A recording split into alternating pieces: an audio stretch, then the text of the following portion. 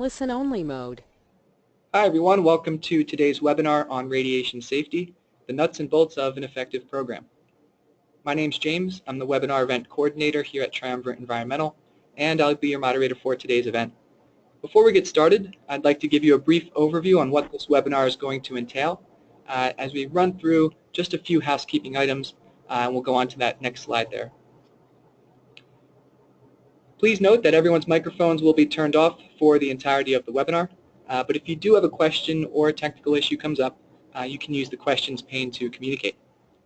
There are some interactive polls embedded throughout the webinar, so please be sure to participate in those as they pop up on your screen. We'll be keeping you on your toes today. Following the presentation, there will be an open question and answer period. You can ask questions anytime throughout the webinar by typing them into the questions box, and again, that's located on the right-hand side of your screen. Finally, we'll be announcing an exclusive offer at the end of the webinar to help assess your own radiation safety program and identify any gaps or risks that need to be addressed. So please stick around for that as we get through the Q&A and talk about the deliverables at the end. I'm pleased to introduce our speaker today, Tony Gemilaro. Tony is an EHS manager at Triumvirate with over 25 years of experience in the biotech and biopharmaceutical industry. Also public sector healthcare and academic environments. Tony served as the radiation safety officer for several biotech and biopharma companies and submitted several applications for low-level radiation, a gamma irradiator, and amendments for radiation safety programs. Tony earned a Bachelor of Science degree in biology from Boston University and a Master's in Biological Sciences from the University of Massachusetts. And with that, I'll turn things over to Tony. Hey, Tony. Hey James, thank you very much for the introduction. Terrific. Welcome everyone to the webinar on radiation safety. Give you a kind of a flavor for what's involved and share some of my experience over the past 20-25 years as well. And so the first thing that I want to share with, and we'll get into some more details, but something that you may know already, or if you're just entering the field, back in the 1920s, radiation wasn't very well known, and so people were exposed to certain hazards. In 1920s, there were women who were working in factories with radium, making radium dial watches to make them, glow in the dark. And I think we've all seen these at some point in time, and maybe your grandparents have one, or you have one in the house. But the tragic example is that many of these women who worked on these clocks, they would put the tips of their brushes to their tongues, not knowing the hazard, to make a finer point so they could paint the dials. These workers ingested small amounts of radium, which was alpha and gamma emitters, which I'll get into a little bit more detail. And so many of these women died from anemia, kind of a shortage of red blood cells, and leading to bone cancer. So this is actually well documented. It was a known occupational hazard back in the day, and certainly a concern. From a personal experience with radium dial clocks, I actually was doing an iodination check after someone performed iodinations, labeling free iodine for an assay. After checking the individual's thyroid, we found out that I had a hot spot. It was positive. I said, what happened? What did you do with your research? What incident may have occurred? And so by coincidence, I was sitting at someone's desk that had a clock with a radium dial on it, and so it wasn't the exposure from the iodination, but it was the kind of the exposure from the radium dial clock. So hence, we actually removed that from our area and used it as an example. So these are just some of the things for you to think about when it comes to working with radiation. There are a lot more procedures in place and protection in place, regulations in place, and best practices. So that's why I want to emphasize, throughout this webinar, a key message, and really is safety first for people who are working, and make sure they're protected. Certainly, compliance with regulations is very important and is a priority, but we want to make sure that when working with radioactive materials, we take it very seriously. It's something that we have a right to work with. We're given that right through the regulatory agencies. We want to prevent contamination and any spreads of this material. So I will share throughout the webinar, some additional examples, and maybe at the end there might be an opportunity to ask more detailed questions. So most of you here, and I have seen the list, the attendance list, is a wide variety of people from different walks of life and different industries. I believe we cover the, people are from biotech industry, healthcare, and various universities. So obviously in biotech, new drug development, new research, it might involve assays with radioactive materials. Obviously patient care, people who are using or involved with CT scans, lasers, medical devices of some kind. And universities also have research facilities where they work with radioactive material. So there are some pretty robust safety programs of these locations as well. But I think the key message here when it comes to radiation safety in these areas or these industries is really that these organizations are heavily regulated. So in Massachusetts, where I'm from, it's the Mass Department of Public Health Radiation Control Program. Those of you in other states, whether it's California or Rhode Island, you have specific regulations that might relate to you as well. So you want to be aware of that. And any one of these institutions also can have a number of different license and permits that are required. Biotech could have just a general low-level radiation license, or you could be using a gamma irradiator, which you need a separate license, and we'll talk about that in detail. For healthcare and universities, you may have lasers and CT scans, all of which in Massachusetts has to be registered with the state.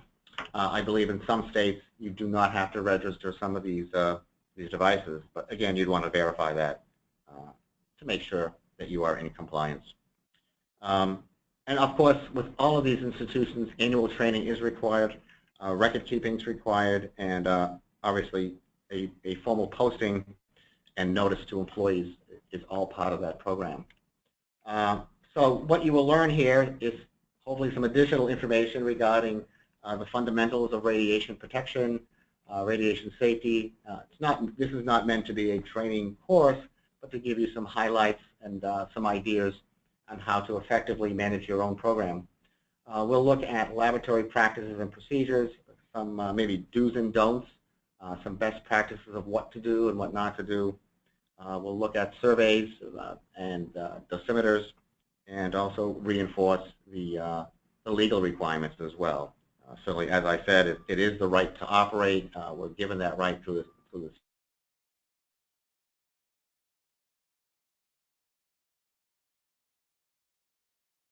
The first question, and I think James will assist here, but it's a base or false, and I have every confidence that everyone will get this correct. Radioactive isotopes are everywhere in nature, including ordinary things like rocks, food, and even inside of our bones. So I'll give you a few minutes to take a look at that question and answer that. We'll just give a few seconds there. We'll kick things off with an easy question today.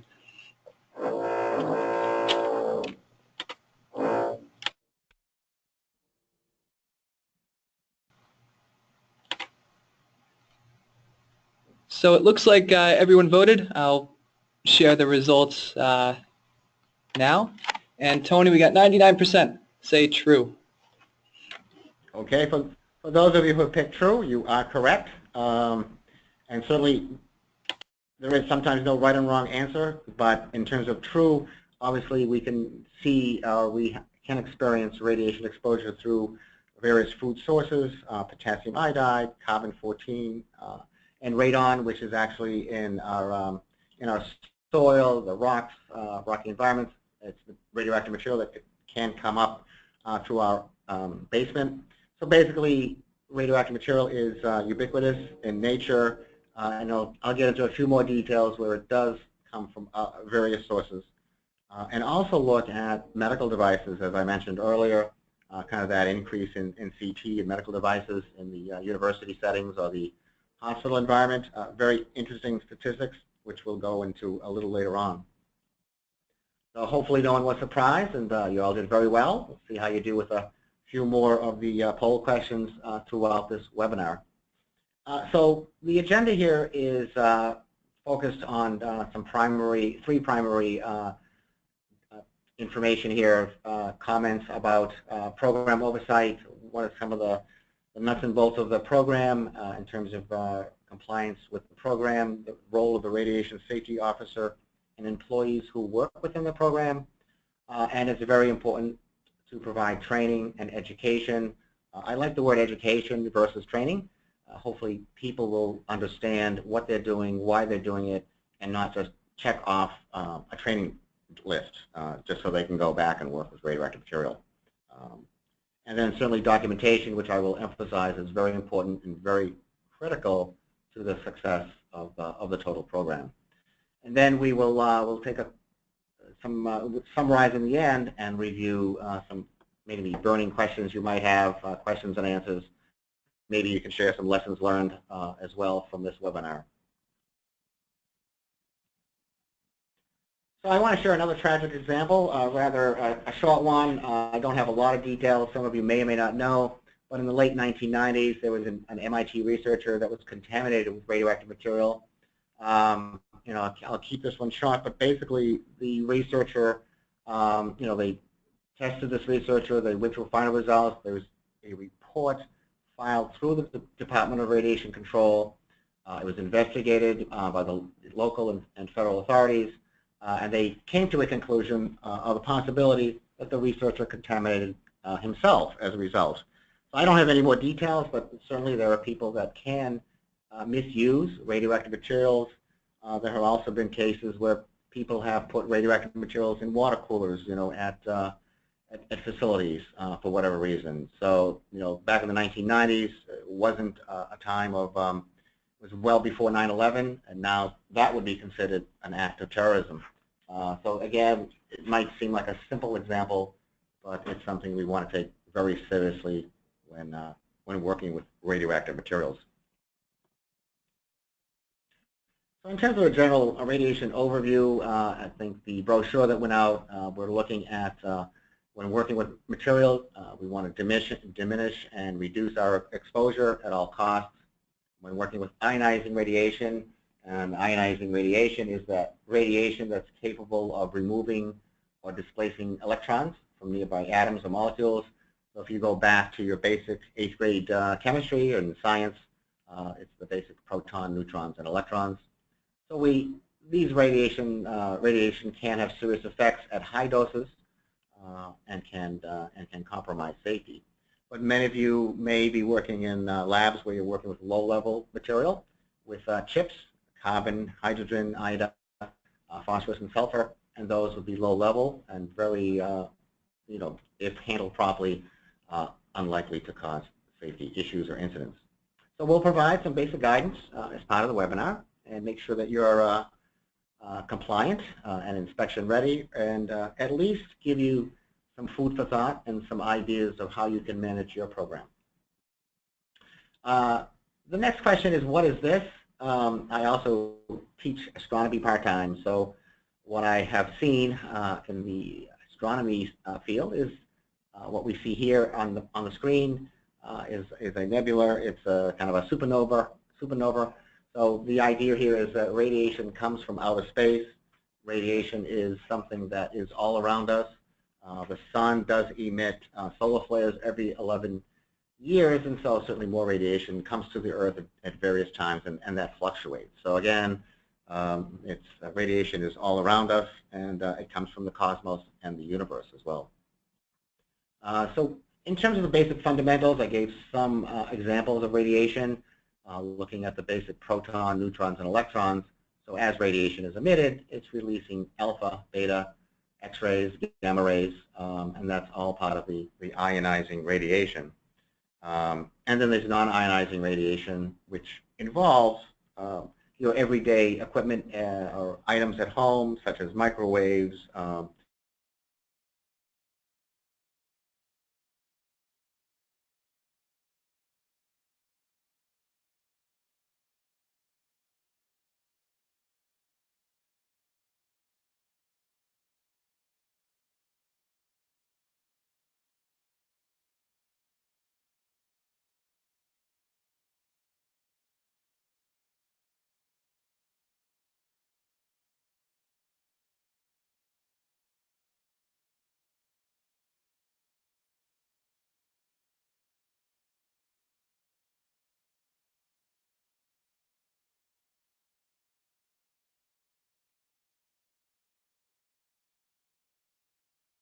can penetrate the skin or stay on the skin if you were to be exposed.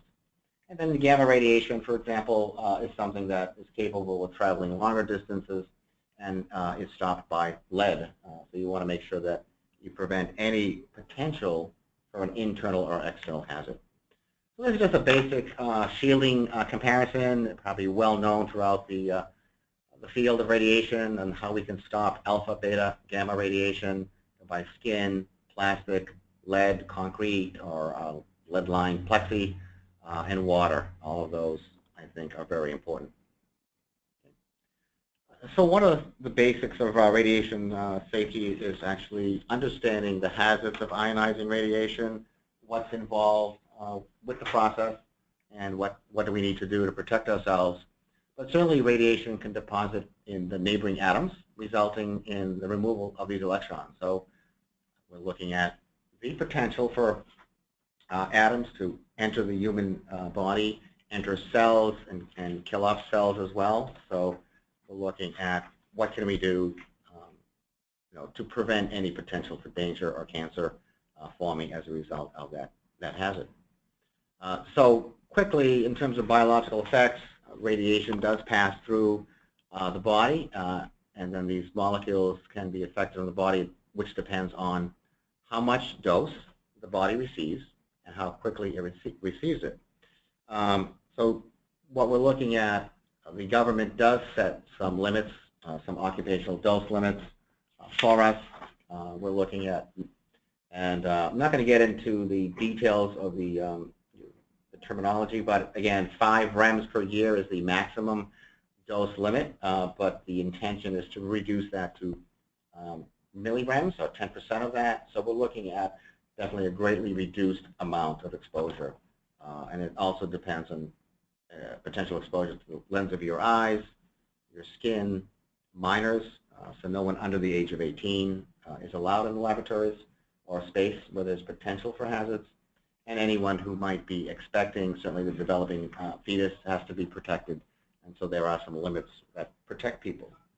And as part of these biological effects, the material can enter the body through inhalation, ingestion, or even skin absorption, or even wound contamination. So if you get hurt, you can drive radiation through your body. So this brings us to a poll question, and I think I may have already given you the answer earlier. But what is a major risk of occupational radiation exposure? So I think we answered certainly a poll question here in terms of Yep, so answer. That poll question just displayed. We'll give everyone a few seconds to answer this one as well. Okay, so you should have a choice of 4 answers. More work with radiation, very slight increase in cancer, citation from the regulators, and replacement of workers.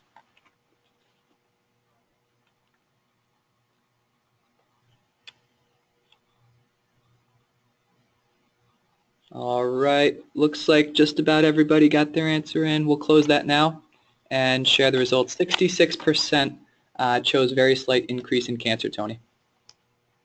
Okay, so that is the correct answer. So based upon the conversation earlier, that is a potential risk. But as I mentioned earlier, if you're working with radioactive material properly, you have all the shielding in place, procedures in place, a control system with a radiation safety officer, that risk should be greatly minimized. Certainly as you work with more material, higher energy material, if you're working with something like a gamma irradiator, there are some higher risks, and there has to be some monitoring and some controls in place to protect you. So that's actually interesting that people have that understanding, and so maybe give you some more information to help you realize that there are these risks that could cause some exposure problems as well. So let's take a look then at a few comments here. Kind of the history lesson of radiation safety.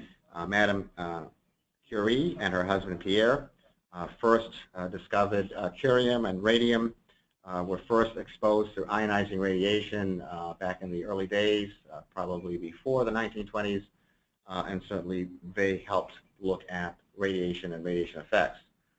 So unfortunately, they didn't know much about radiation, and so they were exposed and experienced some adverse effects related to radiation poisoning.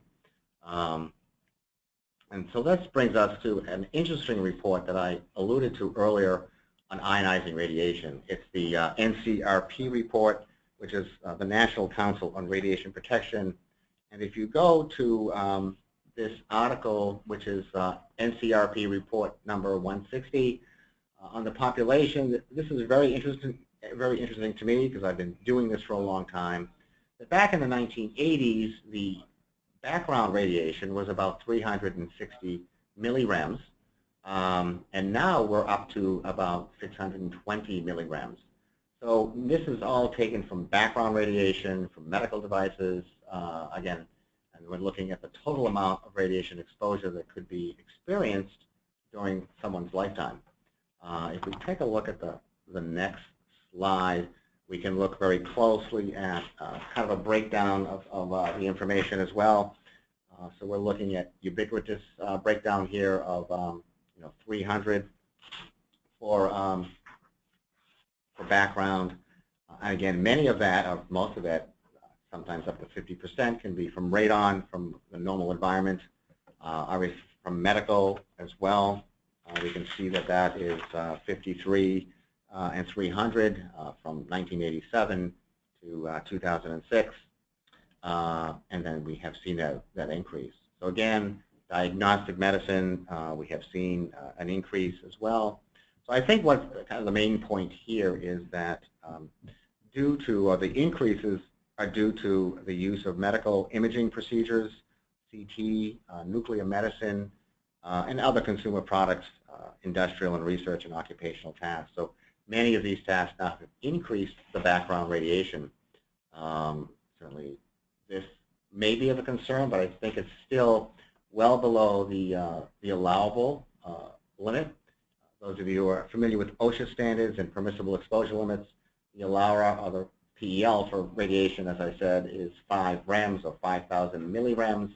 So when you put it into perspective in terms of the background radiation, it's certainly much, much less than we'll ever have problems with as well. So keep that in mind as well as you go through this. So kind of another breakdown if you want to look at all the different sources. And then, again, this report is available to you to read in more detail and to share with your researchers or your employees at your sites. The average dose to the public is 620. The dose to the public from natural sources, 300 millirems. Medical use is 300. Coal burning power plants. So certainly we probably don't have that in the U.S. as much as we do in other countries like China and some of the other developing countries as well. But they're still a good source of coal burning power in the U.S. Average dose to the U.S. public from weapons fallout, less than 1 millirem. So certainly that's a consideration as well. Certainly there has been an effort to reduce nuclear weapons and so forth. But again, average dose from U.S. public from nuclear power is less than 0.1 millirems. And then the occupational dose for workers, as I mentioned, is 5,000 millirems. So hopefully that puts into perspective. The intention is not to create any major concerns around this data, but to give you the basics behind radiation. Radiation, as I've been saying, is all around us and has been here from the beginning of time and coming to us from around the globe. Obviously, if you're flying, you have 20 to 30 microrems as well as part of that. Dental x-rays, chest x-rays, I think have much less exposure now than before. CT, so this is maybe where it brings in the idea that medical imaging procedures have added to the background radiation, but CT head and body is 1,100 millirems. Okay. Therapeutic thyroid treatment, okay, dose to the whole body, 7,000 millirems. So obviously there are some benefits, for these treatments and for these medical procedures, but has shifted now over the years our typical doses. So we'll switch gears a little bit, kind of going from program oversight to training and education. And this is a very critical component when making sure that people understand the pros and cons and the hazards of radiation and what they can do to protect themselves and also their coworkers. One of the important pieces of radiation protection is personnel monitoring. This would be dosimetry badges, rings, whole body badges, ring badges that certainly would be worn during experiments involving radiation such as phosphorus-32, iodine-125. And these badges are worn between the waist and the collar on the laboratory coat, so that you can position your name so that you can kind of visibly see it and facing out. So it's really to capture any exposure to the main part of your body. And the rings also are used and should be worn under your gloves. So what you're monitoring, because if you have any splashes on your hands, on your gloves, then you may get an erroneous reading from the dosimetry report. So this is critical for those high energy gamma emitters and beta emitters, but not for something like tritium or carbon-14, which you cannot detect with radiation detection devices or with survey meters. So that brings us to survey meters. And so the other piece that's involved in training is teaching people how to use these devices properly surveying and monitoring for contamination, looking at contamination of your body, your hands, your shoes. If you touch your forehead or your safety or your glasses, you could pass along contamination, and you want to survey those items as well. And you would certainly do a survey of your bench area and then swipe an area with a paper towel or a swab, 100 centimeters square, and then count that in a liquid scintillation counter to detect any radiation. So certainly we can't go into the details of kind of survey techniques or measuring, but you want to make sure that everything is below background and that you have detected no contamination. If you do discover contamination from survey equipment, you want to clean the area, go back and test again, do another survey, and place that into a liquid scintillation counter. So the other thing that you might be concerned with in terms of the equipment itself, in addition to the survey requirements, is make sure that everything is properly calibrated, your liquid scintillation counter, your survey meters, anything that might be used to verify your radioactive material and surveys. The next thing I have here, and some of you may have, I just happened to pick out a Shepherd Mark I irradiator, which I have used in the past. I was the radiation safety officer for this device. But this is a device that would be used most likely for people working with animals or working with cell cultures, where you would irradiate material and then use it for experimentation. So looking at the Mark I, it's something that has a very high source, typically a cesium-137 source, which has several hundred thousands of curies, very high dose of material that is protected below this chamber and comes up into the chamber to irradiate whatever you're looking for to irradiate, again, whether it's an animal or whether it's cells.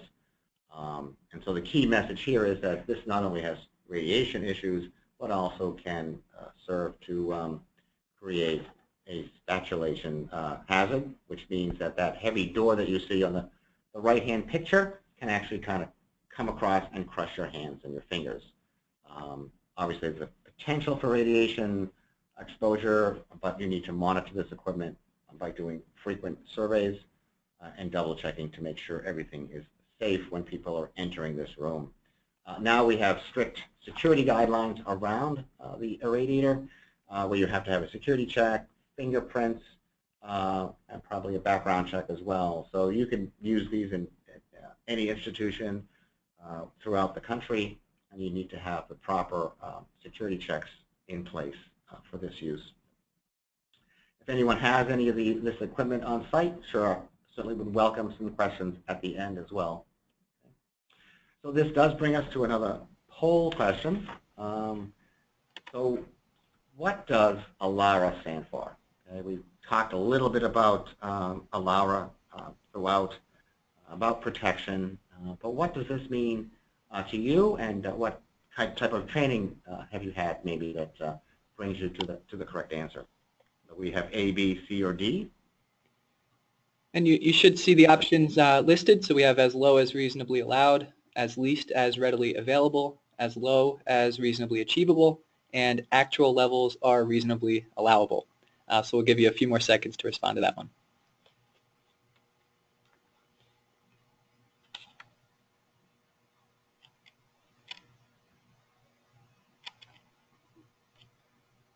All right, so Tony, we've got 65% answered C, as low as reasonably achievable.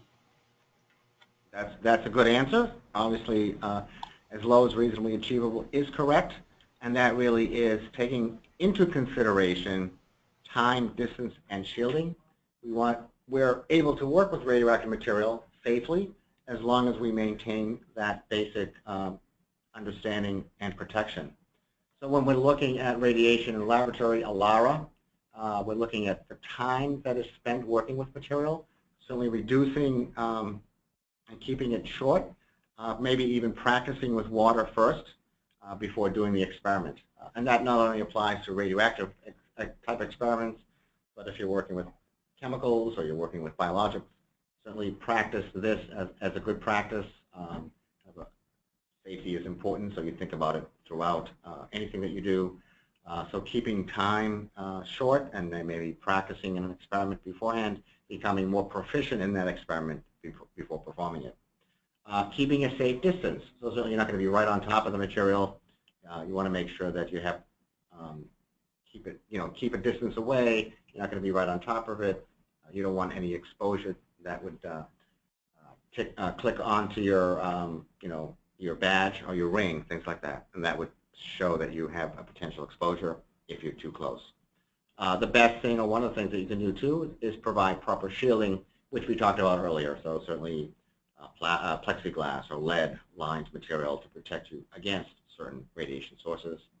And then obviously contamination, using your survey meter to survey periodically, keep the meter on while you're working with radioactive materials. And then if you do detect something that might be contaminated, clean that off right away and just understand basically what you need to do to protect yourself during any contamination or spill involving radioactive material. The best thing to do would be to write up a project description, look at your scope of work, and think about how you can practice ALARA and reduce your exposure as much as possible. So this brings us to another poll question beyond for your information. So for which of the following radiation protection training is required? So you have several choices here. Some of you may have received training in the past. Some of you maybe have given training, but who needs training? And you have several selections here to choose from. So certainly, James, if you would like to. Yep, so we've got just about everyone, and I'll go ahead and close that now and share the results. We're pushing those out. So Tony, we've got 95% answered D, all the above, 3% C, and 2% answered B, experienced radiation workers. So smart group today, Tony. Oh, good, very experienced. So everyone needs training, and I think sometimes the group that's missed are the ancillary workers, those people who are going in and out of the areas where radioactive material is being used, laboratories or laser devices or CT material and imaging devices. You want to make sure that there's proper protection and that you need to have the training in place to make sure that people understand that.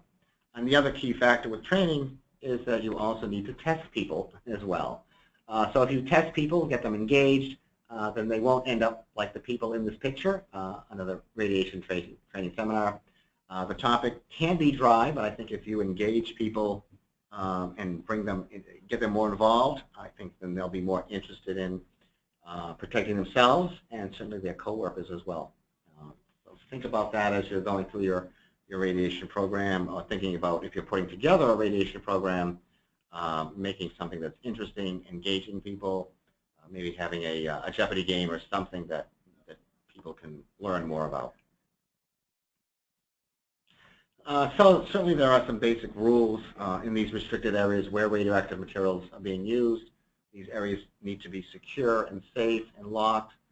So there are many do's and don'ts when it comes to the rules with radiation safety. I'm not going to read all of these in detail, but certainly you want to make sure that there are things like being transported properly, decontamination of spills is done immediately and surveyed, as I mentioned earlier. Wash your hands when you're leaving a lab. If you've contaminated your hands, you want to get that off.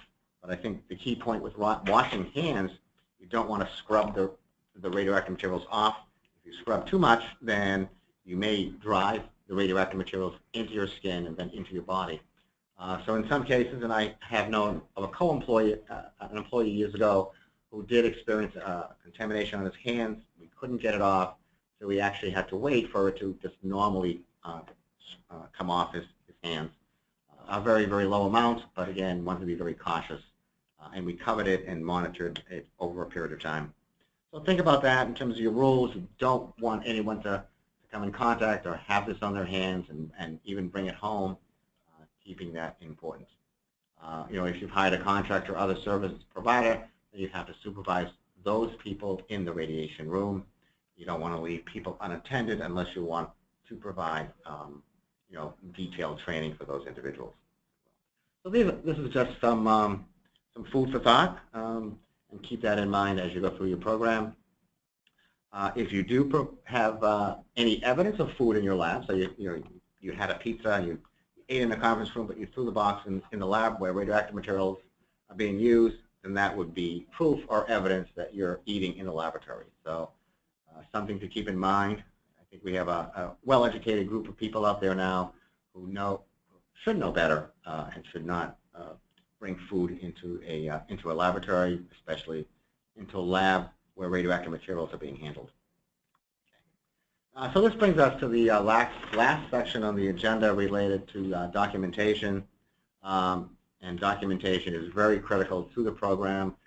Since the program, as I mentioned, is highly regulated, there are a lot of legal requirements. At least I'm speaking to the Massachusetts Radiation Control Program, but again, other areas and other states have compliance programs.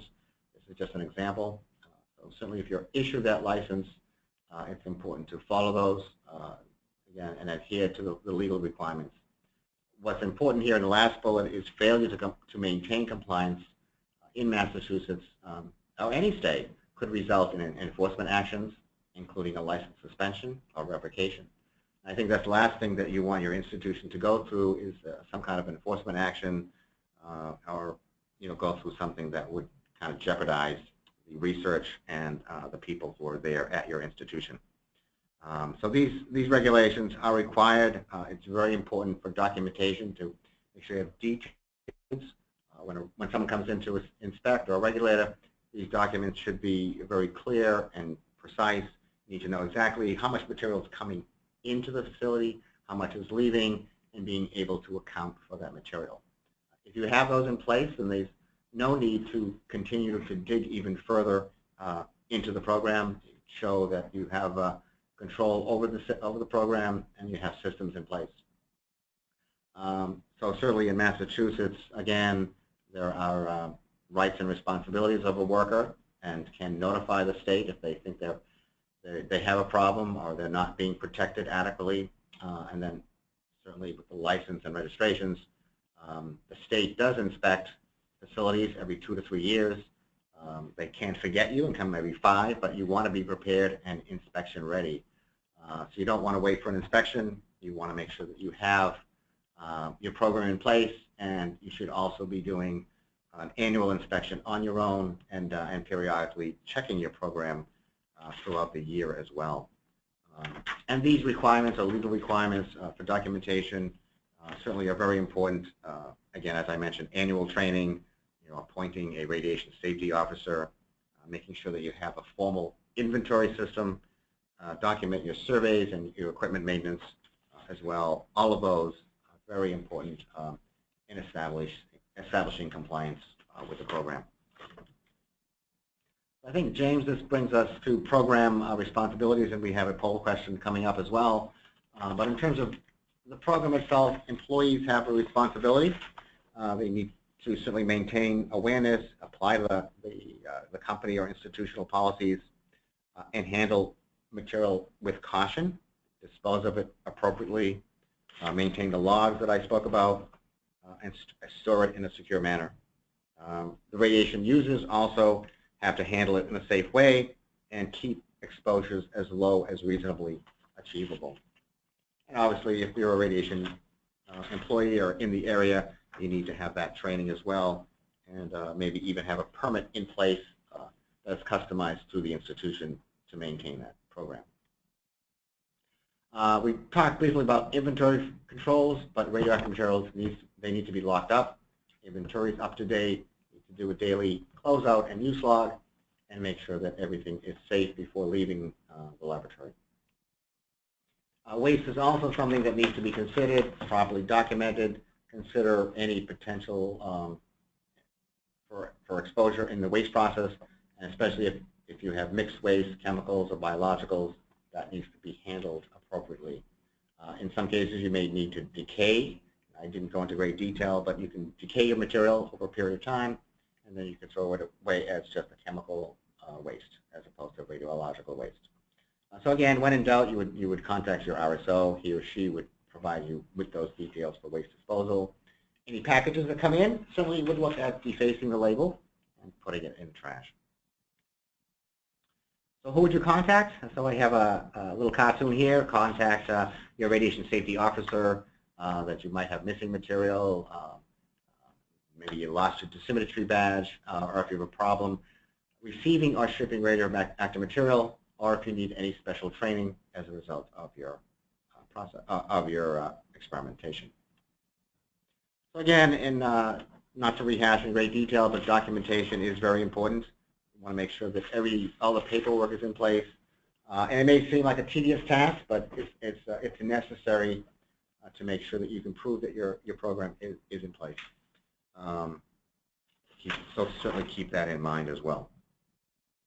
I think this brings us to another poll question about, so we have program oversight, documentation, and summary. We do have another, I think, poll question coming up. Okay. So what are you most concerned with about when it comes to radiation safety? What burning question? What might keep you awake at night? And before you answer this question, or maybe as you're answering this question, I have been working in the biotech industry for 20, 25 years. There was a biotech company, and I will not name that company, had a spill of P32, happened to be on the stairway. Someone actually didn't know they spilled it. It was tracked throughout the entire facility. It was tracked throughout the building, very close to the manufacturing area. Someone tracked it home, brought it to their car. So again, that was certainly a regulatory nightmare or radiation control nightmare, which brought in the local federal authorities. So maybe I've given you the answer, but maybe this is a concern that you have as well of something that could happen.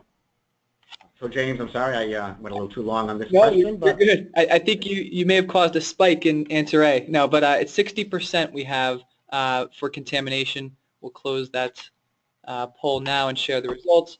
And you'll see here 17% chose keeping track of the procedures, 16% waste disposal, and only 5% chose surprise inspections. Okay, that's good. So certainly those are all valid concerns. And if 60% is your high one for contamination, I think it's important to think about why is it so high, what kind of training program do you have in place, where are those potential risks, and do you have any data to support the contamination concerns? So it sounds like some of you may have those concerns already, and certainly you need to kind of refine your program. So hopefully some of the information that you have here can also substantiate and prove that you can also share within your radiation safety program. So it really boils down to our key message again, is it's really important to protect employees from radiation exposure or contamination and maintain compliance. But if 60% of the group is saying contamination, then certainly there's some challenges there to think about what you can do to reduce that. And as I said earlier, engaging people in conversations, and sometimes it's best for the people working with radioactive material to come up with the solutions as well. And that has always been my experience in the past. So certainly in summary, we have what I'd like to share is, from my experience, I believe that safety is a value, not a priority. Many people say, oh, safety is number one, but if you don't incorporate safety as a value into your safety program or into your organization, it's less likely that safety will come to the top. If it's incorporated and aligned with your goals, I think it's most likely that it would be more successful. Certainly you need management support as part of that to kind of drive that and to give people the incentives. That's maybe more of your safety culture and how that will trickle into your radiation safety culture as well. I've already talked about engaging people more, helping them be part of the solution and not the problem, and also communicating hazards and making it clear this is what could happen.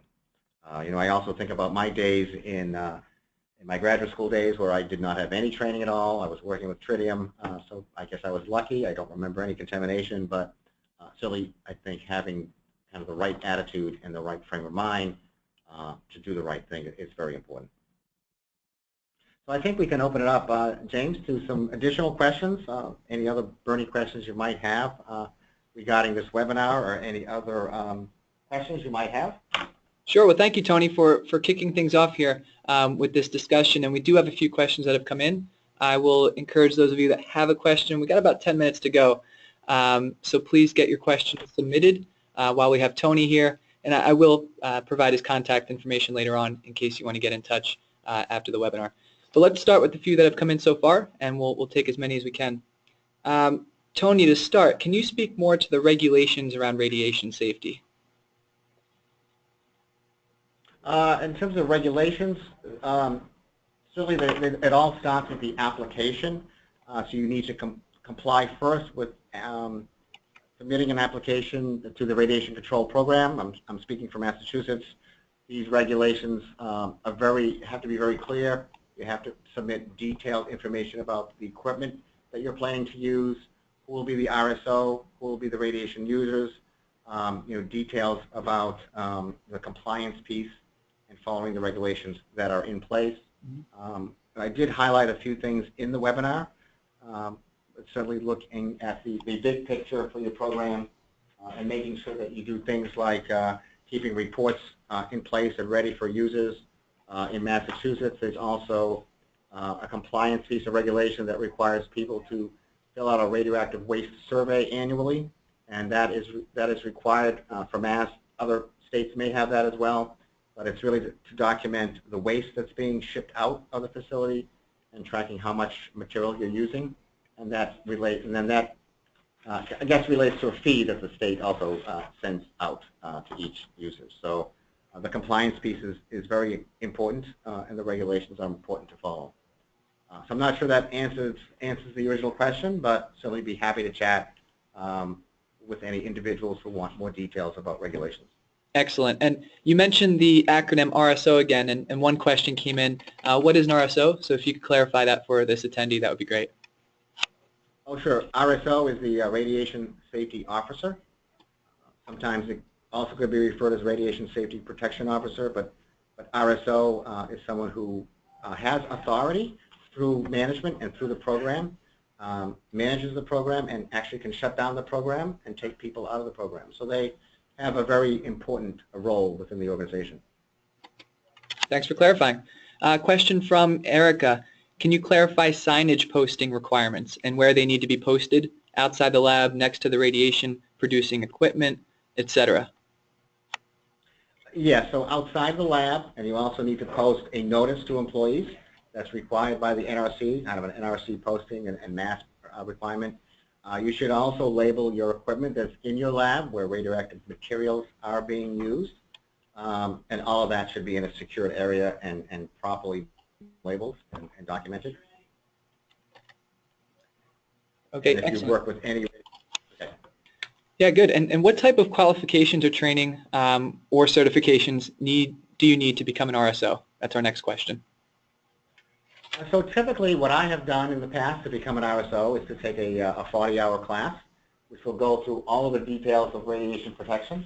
And so you'll learn more details about the fundamentals, the radiation atomic structure, characteristics of radiation, units of measure, so we didn't have time today to go through the REM, the RAD, all the different distinctions between dosimetry. So really understanding all of that and understand the levels of radiation from licensed material.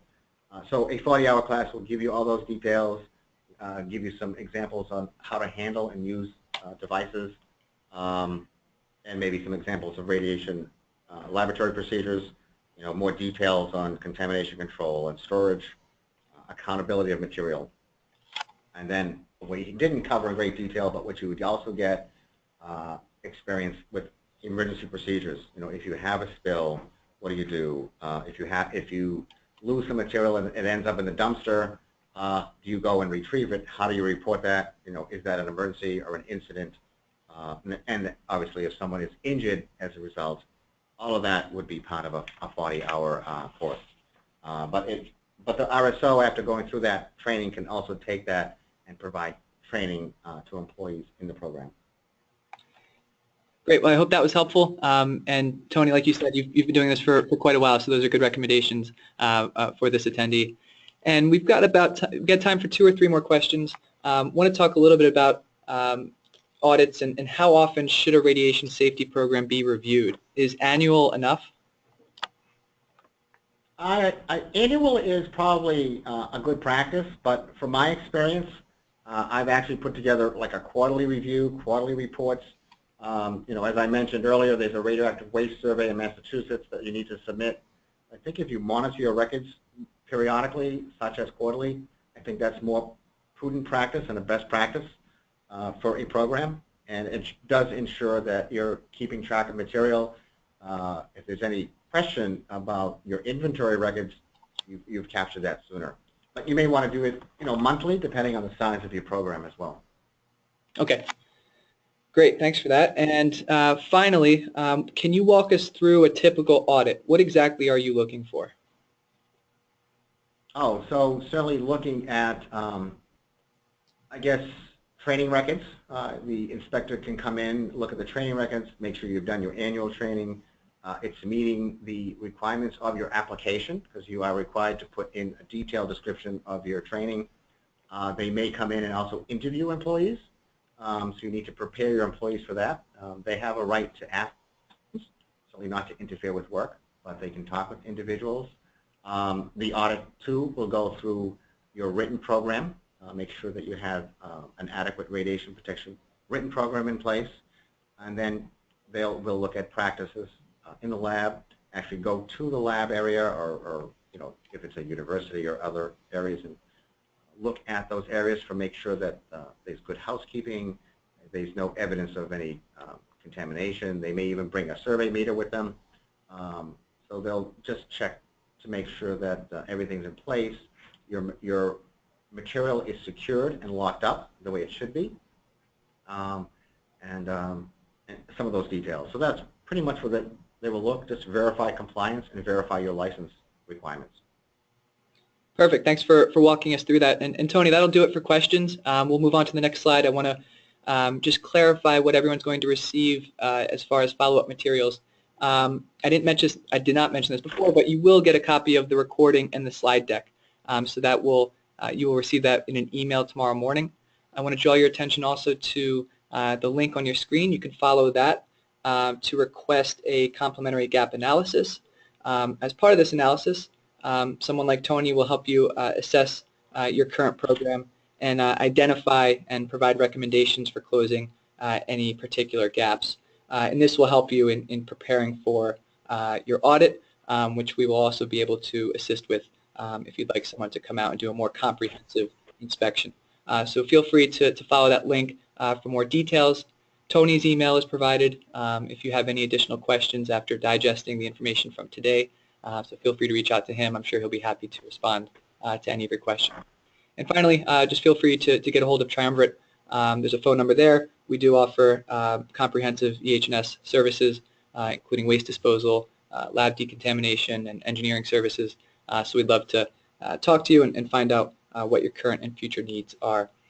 So thank you very much for your participation. That'll do it for this webinar today. Tony, do you have anything to add before we close down? No, I also want to thank everyone, and I look forward to hopefully talking to someone in the future. Very good. Well, thank you, and please expect that email tomorrow. Let us know what you thought. We'll include a survey, and we appreciate your questions. Take care, have a great day, and we'll see you next time.